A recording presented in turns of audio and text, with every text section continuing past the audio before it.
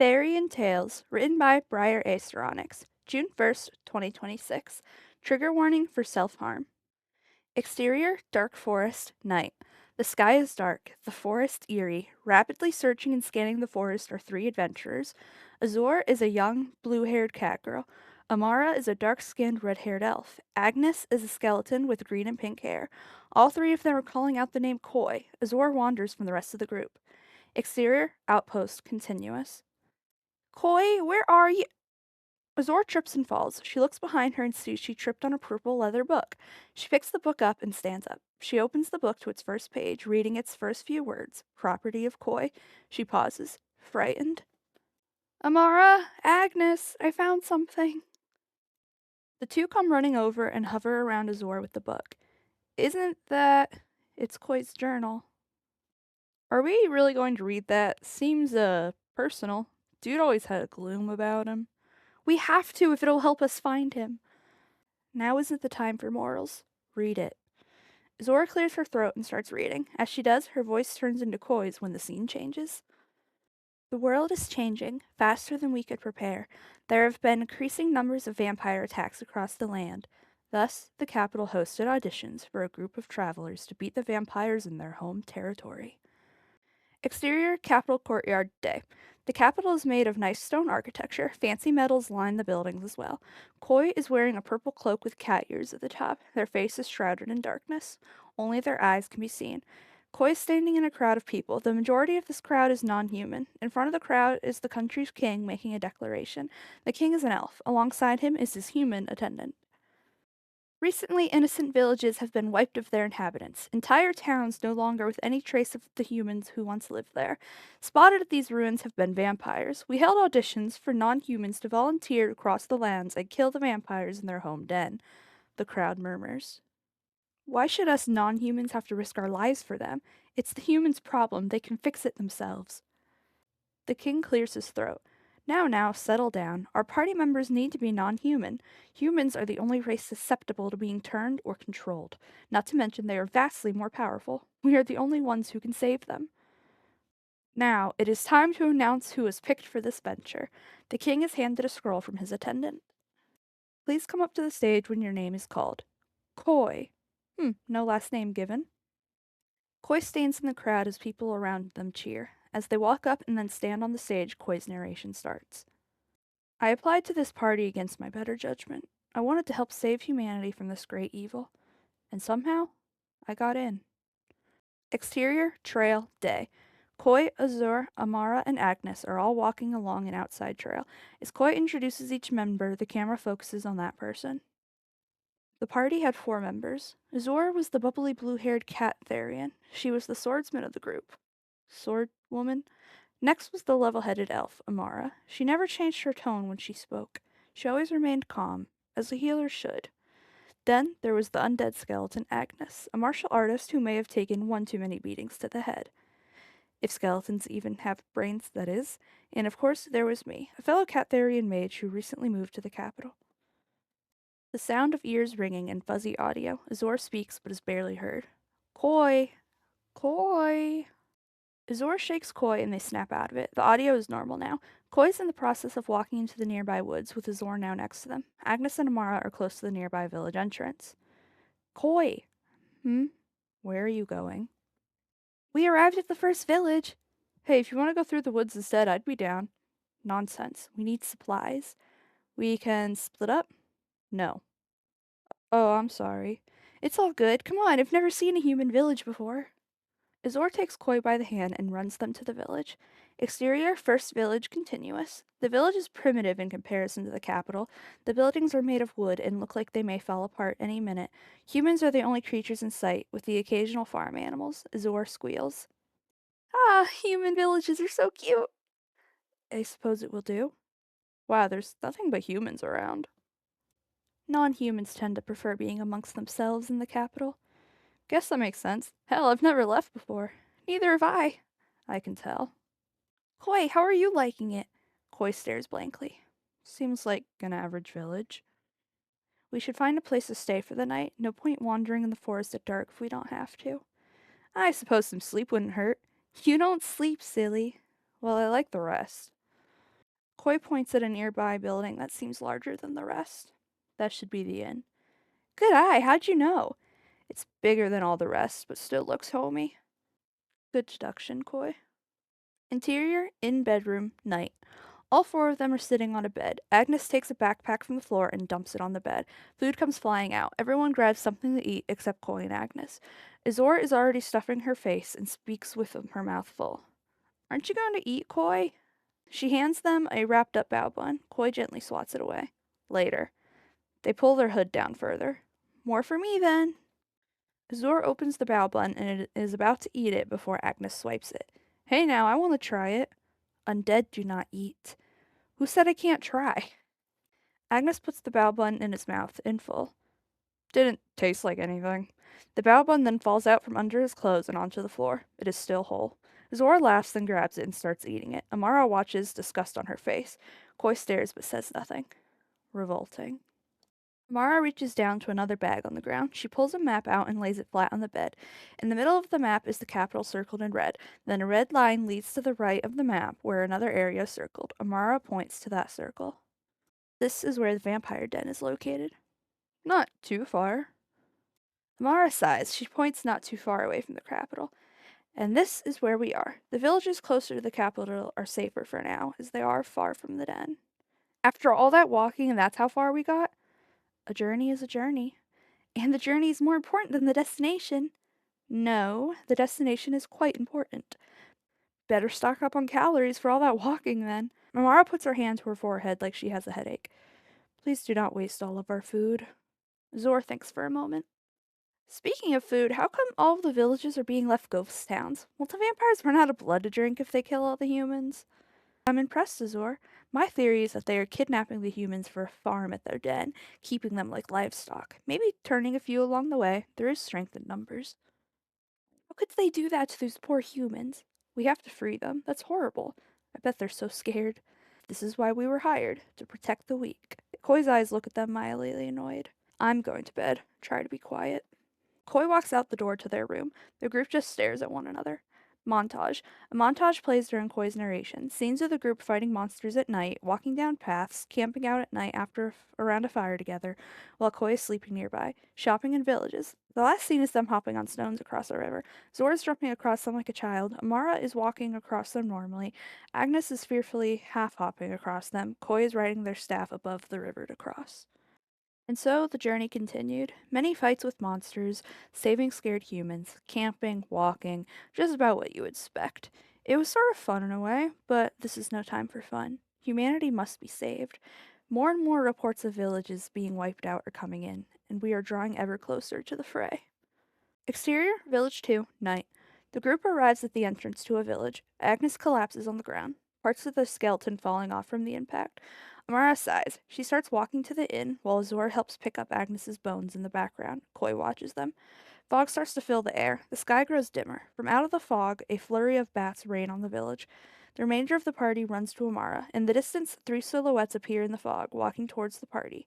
Then they exit the fog from in front of the party.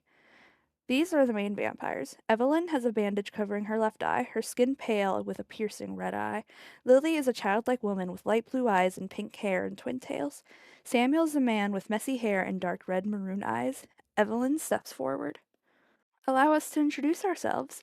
We are the beginning of humanity's new era, their salvation. No more shall they suffer. Evelyn bows. I am Evelyn, head overseer of humanity's salvation. Lily curtsies. I am Lily, Eve's assistant. Nice to meet you all. Samuel shrugs, and then Evelyn nudges him. He then does a proper bow. I'm Samuel, also Eve's assistant. Zora grabs her sword from her back and grips it tightly in her hand. I won't let you hurt those poor humans. Poor humans indeed, but no longer when we are done with them. Zora rushes out to attack. Evelyn steps back. Lily holds out her hand. Red magical particles appear and form themselves into a scythe. In the blink of an eye, a real scythe appears in place of where the particles once were. Samuel watches Lily do this and sighs. He then does that same magic but with a sword. They both run to meet in the middle, with Zor and the other party members who started to follow after her. Zor's sword clanks on Lily's scythe. The two swing at each other, neither able to get a hit. Lily is faster than Azor when attacking, but Azor is always able to dodge. Amara stands back and boosts Azor from the sidelines, giving her a blue aura. Zora is now able to keep up with Lily. Nearby, Agnes is fighting Samil. Samil tries to get hits in, but Agnes always puts his guard up and remains unscathed. Samil finally is about to get a good hit in, but a shield appears around Agnes. Samil's sword goes flying. In the distance, Samil sees Koi holding up their staff to keep the shield up. Samil smiles. He holds out his hand and his sword flies towards Koi and scraping their stomach. Blood starts to drip out of Koi. From behind the fight, Evelyn notices Koi's bleeding. She raises her hand calmly and yells, "Stop!" Both sides stop fighting. It is now eerily quiet. No humans or vampires are in sight in the background. "Our work here is done. Thank you for letting us." Evelyn bows, and then all three vampires turn into bats and fly off. From the town, all of the previous bats that swooped in also fly off with them, but there are more bats flying away than originally flew in. Zora falls to her knees and drops her sword. "No." Koi is holding their wound with one hand and angrily gripping their staff with another. Koi's eyes show a pained expression. Koi's narration starts. While Koi narrates, first Amara tends to Koi's wounds with magic, then the group are wandering the freshly abandoned village. It is quiet, eerie, and yet homey. "We failed. We lost an entire village of humans on our watch. All of those people now suffering in cages, trapped. Who knows what else? I need to learn to do better. This cannot happen again. Never again." Amara stops in her tracks. "We need to get going." "Shouldn't we make some graves first?" "No. As much as it pains me as well, this will happen to even more humans if we do not move now." Koi walks past Azor and towards the trail. She's right. Exterior, Village 3, day. The party is somberly walking, no words being spoken or shared, just a mutual mourning. This feeling is interrupted soon after they arrive at the next village. The townspeople are in a rush carrying around party supplies. People are hanging banners from lampposts, children handing out celebratory treats. Excitement fills the air. Did I forget a holiday or something? The next national holiday is not for another month. Maybe it's someone's birthday. The two villagers setting up streamers up high overhear the party's conversation and join in. It's all our birthdays in a way. Re-birthdays. The party looks puzzled. An old lady nearby joins in the conversation. "Children these days, always living under a rock. Haven't you all heard? The day of reckoning is any moment now." "The day of what?" "The three saviors of the fog. They go village to village and save the humans from their short lifespans." The party's mouths are agape in confusion, horror, anger. Amara steps closer to the old lady, anger in her face. "You mean the vampires?" "If that's what you want to call them. We won't let them hurt you." Silly children, never listening. No one is getting hurt. Never again, in fact. Amara scoffs. The rest of the party looks puzzled. Interior, in bedroom 2, day. The group are scattered around the room discussing their plans. Koi's nervous and bouncing their leg, the most emotion the group has ever seen from them. Mara is deep in thought. Azor pacing around the room, Agnes sitting on the bed, kicking his feet while thinking. Amara jolts up. These humans are delusional, thinking they can willfully extend their lifespan. It's sad how short their lives are compared to us, but that's just how the universe made them. Twisting and changing their nature to be undead is vile. Koi thinks for a moment. "Well, hold on. Agnes is undead. Do you think he is vile?" Agnes starts to pay attention to the conversation, confused. "Do not even say things like that, Koi. Of course not. Agnes was born that way, just as the universe intended. It is vile to change one's nature. Not to mention, Agnes doesn't eat people. He doesn't eat at all. I never eat my kind like those disgusting savages." Koi nods. "Right, of course, you're right. It is vile. They are vile." Amara sighs. "It is quite early in the afternoon. The vampires will not come out until nightfall. It is best we get rest to protect the humans." "I second that." Interior, in bedroom 2, 2 hours later. It is still bright out, sun shining through the window. Agnes lies on the floor while the other three sleep on the bed and couch. The sounds of bats can be heard outside. Agnes starts up. He looks out the window and sees fog. He runs to wake his companions up. He shakes Amara awake. "Amara, wake up! The vampires are here." Amara opens her eyes, squinting from the sun. "Agnes, monsters like them only come out at night." Mara falls back into slumber. Agnes continues shaking her awake. "Then explain the fog and bats." Amara jolts awake and looks out the window. 3 bats turn into vampires. Humans form lines in front of each vampire. Amara turns back and wakes up Azor while Agnes wakes up Koi. Exterior, Village 3, continuous. The group run outside of the inn to the event going on outside. "I thought they could only come out at night." "This just makes them all the more dangerous." They make it to the lines of people. Evelyn spots them. Ah, you four again. Since you do not trust us, how about a demonstration? A human steps up to Lily in her line, and a human steps up to Samuel in his line. This is what happens when humanity is freed. Lily and Samuel both bite their human on the neck. They pause for a moment. Zor takes a step to move in. Evelyn raises her hand, and then Coy steps in front of the party, blocking them from moving towards the conversion. Coy, what are you doing? From behind Coy, the two vampires are done drinking. The two humans fall to their knees, visibly paler than before. The two vampires hold out their hands. Out comes the red magical particles used to form their weapons. The particles fly into the human's flesh, fresh bite wounds, and heals them to scars instantly. Evelyn steps forward. Your blood has now become power incarnate. Go forth and enjoy your new everlasting lives, your right to exist in this new world. The humans waiting in line cheer for their freshly rebirthed human village mates. The party is shaking. Coy's still blocking the way. Evelyn does a massive jump into the air and lands next to Coy. Our fight before was fun, but now it is time to get serious. The mission cannot be jeopardized. Humanity must be saved. Evelyn holds out her hand. Coy moves in turn, their eyes turning red. Coy starts to attack the party. Coy, what's wrong with you? They're being controlled. That shouldn't be possible. And yet it is. Maybe you underestimated them. Or in your eyes, overestimated. The party try to fight back by dodging all of Koi's attacks. They are visibly holding back, trying not to hurt Koi. While dodging attacks, Amara looks back at the vampire conversion. Lily and Samuel are gone, replaced by other vampires continuing the reckoning. From behind, Lily appears and knocks Amara out cold with her scythe, using the side of the blade as a sort of hammer.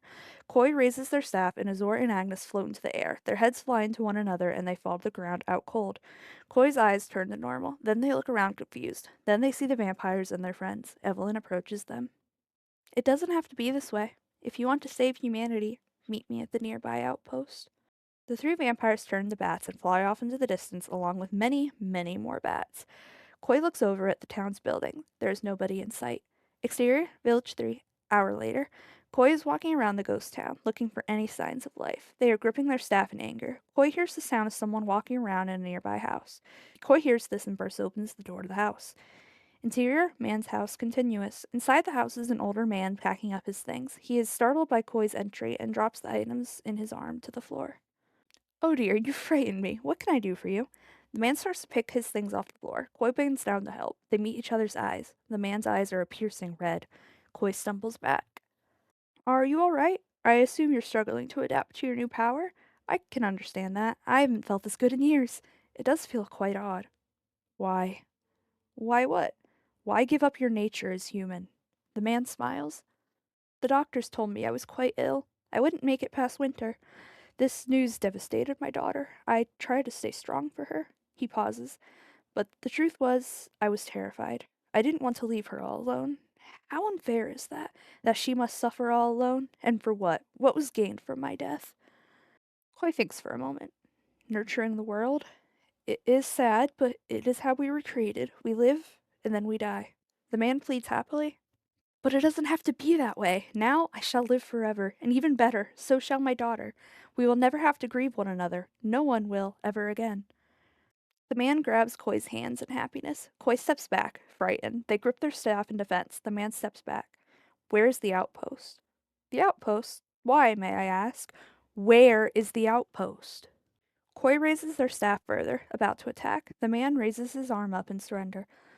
Follow the river at the edge of the village downstream. It will be along the path, not too far down.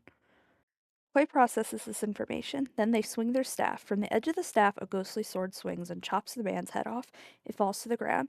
No blood comes from the man's head or body. Nothing at all. Koi stares down at the body. They have a line of VO during that time.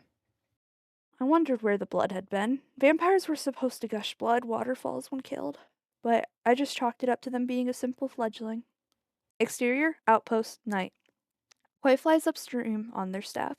Then they stop where they see the outpost. It is the same one as where the film started. The sky and forest just as eerie as before, yet a light shines in the outpost. Koi walks towards it. Interior, outpost, continuous. Koi walks in and sees the three vampires discussing something, in a lit, worn-down room. They turn to face him. Evelyn smiles. Koi, I'm so happy you could make it. Does this mean you're done hanging out with those snobs? Koi grips their staff. They're not snobs. I'd say they are so stuck in their ways. Evelyn lifts her hand. With that motion, Koi's hood falls down. Underneath that hood hid a human this entire time.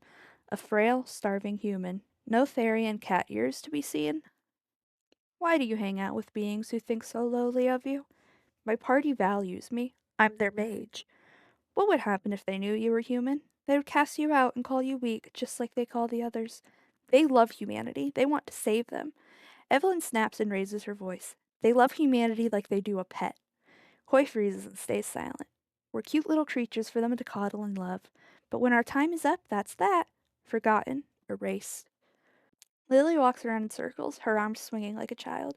Dust, dust, dust, compared to the Therians and elves who live for hundreds of years. Samil is leaning against a wall, arms folded. Not even dust to the undead who live forever. Which is why we now become the undead. We can live forever. Koi grips their staff again, alert, no longer understanding what the trio are saying, but their words are erratic and confused, angry. But it isn't natural. That's not what we were meant for. We are meant to die. Koi falls to the ground in a sitting position. Evelyn walks up to Koi and bends down to meet their gaze. And what is the purpose of us dying, Koi?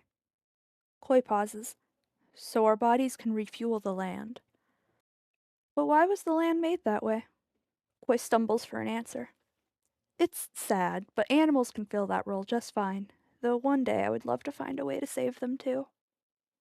Evelyn stands up. The world wasn't made fair, Koi, but we can carve a place for us to remain in it. No more endless suffering. Evelyn holds out her hand to Koi. Join us and end humanity's suffering. Koi slaps Evelyn's hand away. They are shaken, crying. You're lying. You're vampires. You eat other humans just to live forever. Evelyn and Lily chuckle. Is that what they're saying about us now? Lily pops in near Evelyn. They fear what they don't understand. So they make up lies to paint us as monsters. They're scared of what humanity may do once they're on an equal playing field. And what would you do? Survive. No, not just survive. Thrive. By killing them all? Gosh, you really are drab. No, by being part of society just like everyone else. To be equal. To thrive in the capital or anywhere else we want to go. Smeel walks toward them and stops. Then he sighs. She means she wants peace. She's just being all deep about it. Well, it is an important discussion. As the three start to ramble at one another, Koi keeps crying, shaking. They use their staff to summon a sword. Evelyn sees this in the corner of her eye and braces her body for a fight, but instead, Koi plunges the sword into themselves, over and over. The trio's face is shocked. Then Evelyn holds out her hand, stopping Koi mid-swing. They can no longer move. Stop! What is the matter with you? I killed him. What? An innocent man. I killed him.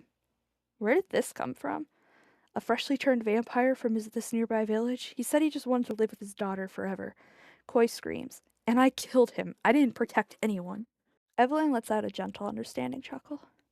I would be quite impressed if you managed to kill one of us. Koi sniffles. I cut his head off with a silver blade. You never learn, do you? We aren't vampires. The poor man probably waited for you to leave before putting his head back on. Would you like a demonstration? Evelyn takes Samil's sword and cuts her own arm off. It falls to the ground. No blood, just the red magical particles. Evelyn uses her other arm and lifts it up. The red particles string together from her detached arm to her wound.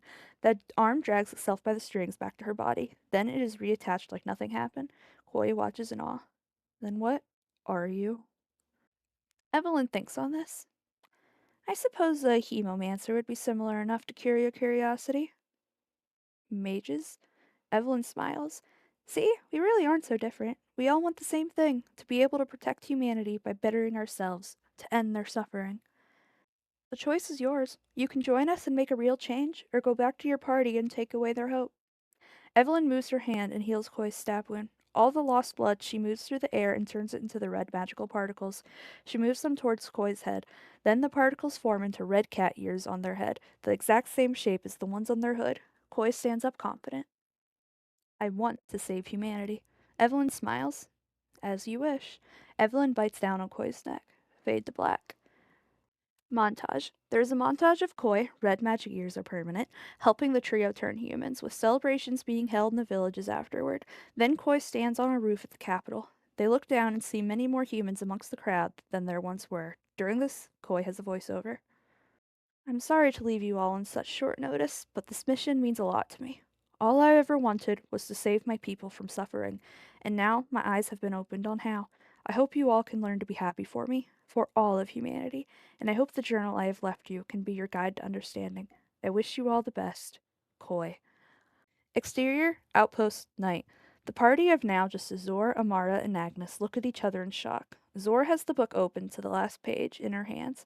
Amara snatches it and closes it harshly, angrily. End.